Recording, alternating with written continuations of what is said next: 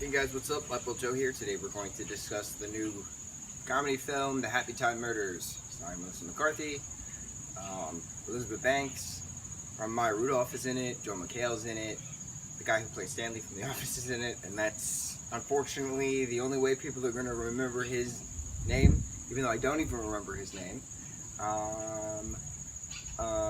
Brian Henson directed it. It was a bad movie. Let's discuss why. Okay, so this movie was pitched as an adult puppet film, right? Makes sense because there's a Broadway musical called Avenue Q, which is an adult puppet musical. Motorcycle. I was right. But Avenue Q is like a PG-13 adult puppet story, right? Happytime Murders was a rated R adult puppet story. So like, how much puppet sex can you actually have? How much cursing puppets can you actually have? Cursing puppets I don't mind.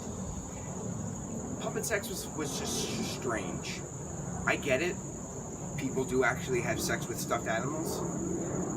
Like, that's their preference. As long as they're not hurting themselves, it doesn't affect me at all. But like, it's not a mainstream thing, you know? So, truck. A lot of activity going on today. So when they announced that Brian Henson was directing an adult puppet film, I was very excited. I was like, oh, okay, this makes sense. You know, his father, Jim Henson, was all about, you know, adult puppet humor because the Muppets, the pilot episode of The Muppet Show, the 1970s Muppet Show, was called Sex, Drugs, and Rock and Roll. And nobody actually knows that, except for us actual Muppet fans, right? So when ABC came out with The Muppets, which was a TV show a couple of years back, Miss Piggy had a talk show, a late night talk show, and the Muppets gang was talking about drinking and drugs and, you know, etc., adult stuff. You didn't see any Muppet character having sex with one another, but I thought that was an appropriate way of bringing the Muppets back because that's what Jim Henson intended, an adult puppet comedy aspect, right? So that's what I assumed this Happytime Murder movie was going to be, kind of, but it was weird. It was very weird. The story had a nice twist in it, but like, I don't know, it just did not work. It didn't work, and it's unfortunate because it had potential. And I think that's why I'm actually upset that it didn't work, because it had potential. Because Brian Henson directed one of the greatest films in the history of mankind, Muppet Treasure Island. No greater pirate film than Muppet Treasure Island. And I'm a massive fan of Melissa McCarthy. We talk about how awesome Melissa McCarthy is, how Melissa McCarthy can do no wrong.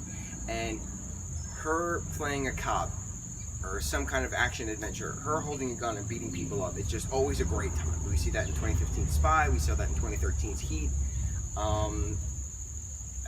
Having Ben Falcone, who's her husband in real life, have the cameo, how she wants to sleep with him in the film, hysterical. It's great humor. Another thing I picked up, which I'm pretty sure no one has picked up until now, this very moment in time. There was a song in 2015's Spy, which was called Go by Sandigold, right? That was on the soundtrack for Spy. That song was also in the soundtrack for this film, 2018's Happytime Murder, right? So the music producer for this soundtrack used the same exact song from a soundtrack previously used, which was another Melissa McCarthy movie. So you know how the saying goes: once one song is duplicated, that is therefore this, and the actor is also duplicated. That is now the theme song of that actor. So, by law, Melissa McCarthy's theme song is Forever Now Go by Sandigold. And that is a great song to have as a theme song. So I'm very excited about that. On a technical note, this film was very well done. Back in the day, anytime, you know, Kermit the Frog would be playing on the banjo, right, just like that, but he would be standing up. There'd be like three guys behind him all dressed in black, and they'd be in like a black box kind of the thing, so it would look like Kermit the Frog is actually standing in front of you. So they did the same concept with this film, with puppets actually walking the streets of LA, but all of the puppeteers were in green suits. They were in green pajamas, so they were green screened, which is a great way of using modern technology with old school puppetry together.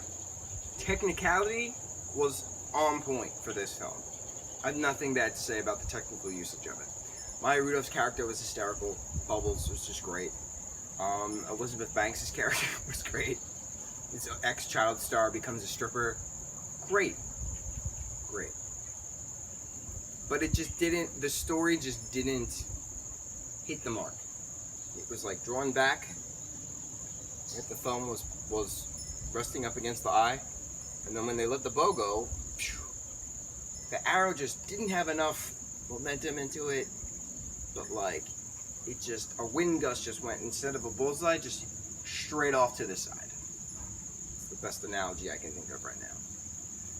Did you watch the Happytime Murders? What did you think of the Happytime Murders? I didn't like it. And it's okay. I'm not supposed to like everything. Even though most of my reviews involve liking almost everything. It happens. What'd you think? Join the conversation down below. Mucho mahalo, guys.